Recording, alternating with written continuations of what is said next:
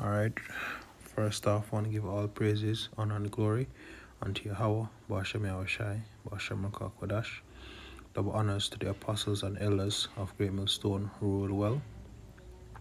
Shalom to the brothers in the highways and byways pushing this word now, sincerity and truth.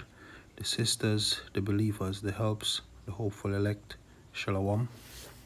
This is the brother Iron from the JMS Jamaica camp coming with another quick lesson. All right. Now, many a times we bring out scriptures, regarding the Gentiles who are the Israelite foreigners and how, they've been scattered throughout the four corners of the earth. And yes, in this dispensation of time, it is more drastic than ever before. Reason being, we as a nation have been rooted out of the land. Where, not saying that there aren't any Jakes in the land right now, but it's hard to tell, because, a lot of, scattering among the heathen, right? And a lot of cohabitation or, marriages and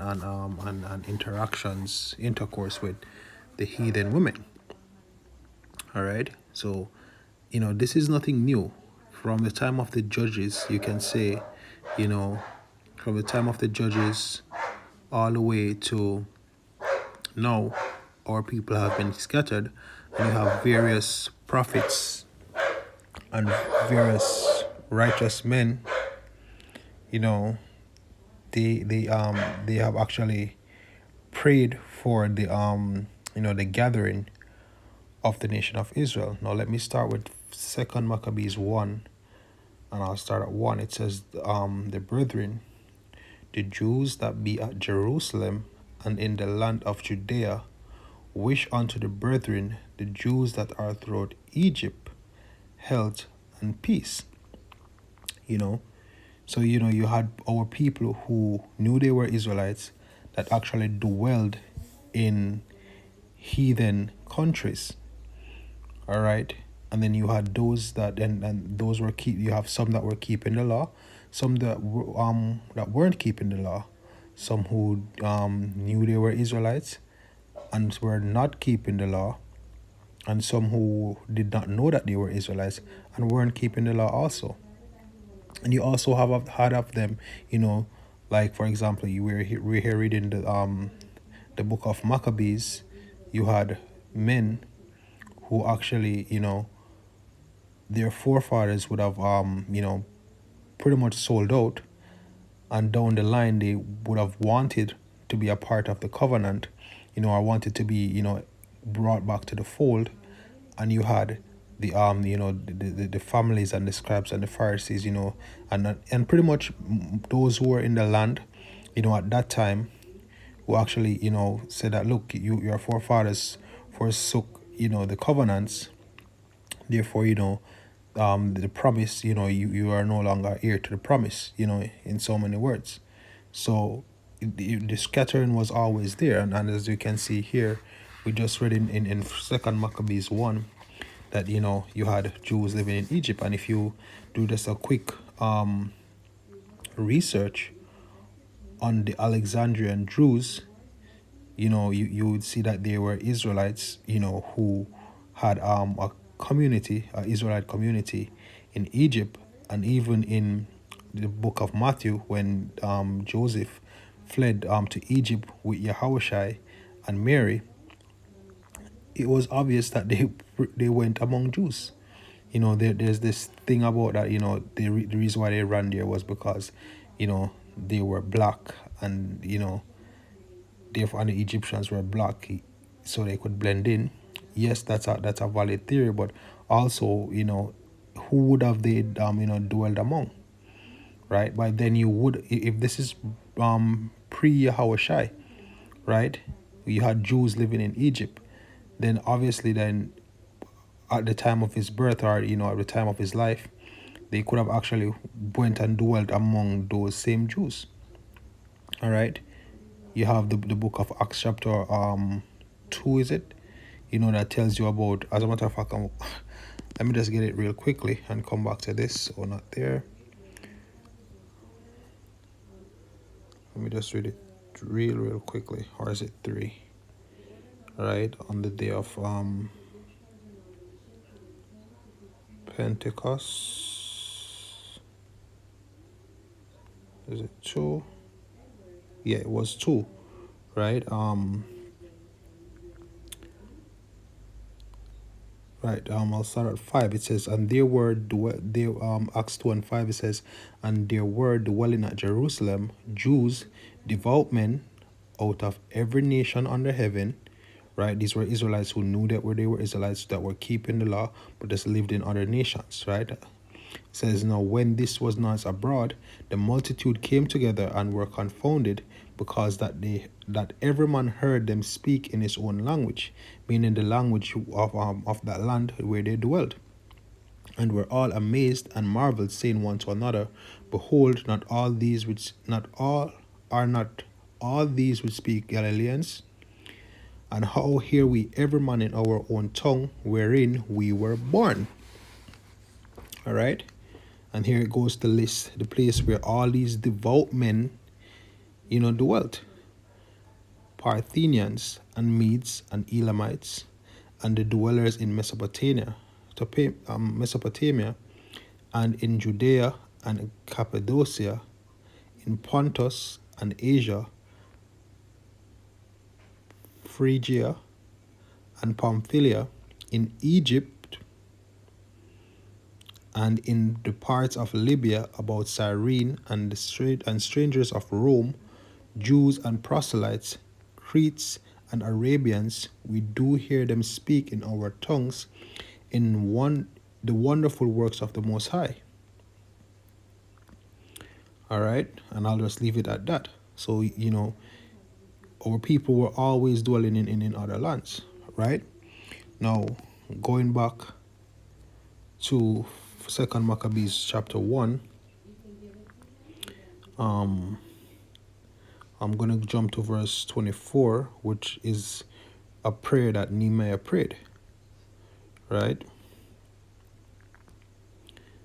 Now it says, and the prayer was after this manner, O Lord, Lord God, creator of all things, who art fearful and strong and righteous and merciful, and the only and gracious King, the only giver of all things, the only just, almighty, and everlasting, thou that deliverest Salakia Israel from all trouble, and didst choose the fathers and sanctify them, meaning the fathers being Abraham, Isaac, and Jacob. Now listen to verse 26.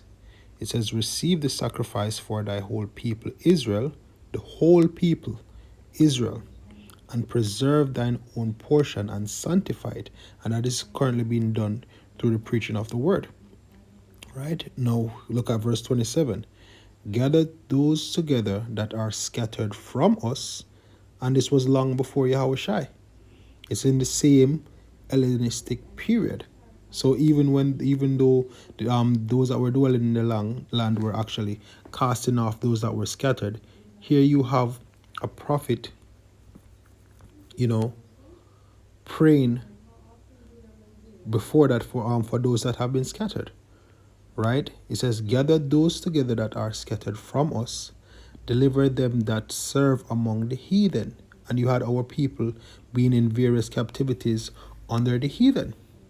It says, look upon them that are despised and abhorred, and let the heathen know that thou art our power. Right? Punish them that oppress us with pride, and with pride do us wrong. All right? So pretty much that's the point on there to show that, even then, from that time, our people were being scattered. Now, let me jump to chapter 2, and I'll start at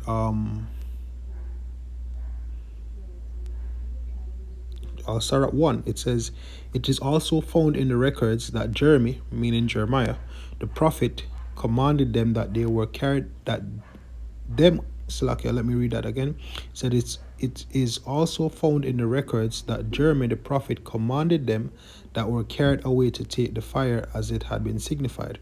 Right. And how that prophet having given them the law, charged them not to forget the commandments of the Lord, and that they should not err in their minds when they see images of silver and gold with their ornaments. And we all know that Baruch was a scribe for Jeremiah. And I think it's Baruch chapter 4, it gives you this same account is actually recorded as well. All right, and look at today. Our people are scattered among the heathen, and they are amazed about the various stories and the ornaments and the other gods of the heathen. All right, and therefore what they do, they err in their minds, because once you serve another god, you're gonna have to follow the doctrines and the philosophies that comes with those gods, and that is gonna be that's pretty much unto death. That's gonna corrupt your spirit, and that's gonna corrupt your body as well. All right. It says, and with other such things, and with other such speeches, exhorted he them that the law should not depart from their hearts. It was also contained in the same writing that the prophet, being warned of the Most High, commanded the tabernacle and the ark to go with him, as he went forth into the mountain where Moses climbed up and saw the heritage of the Most High.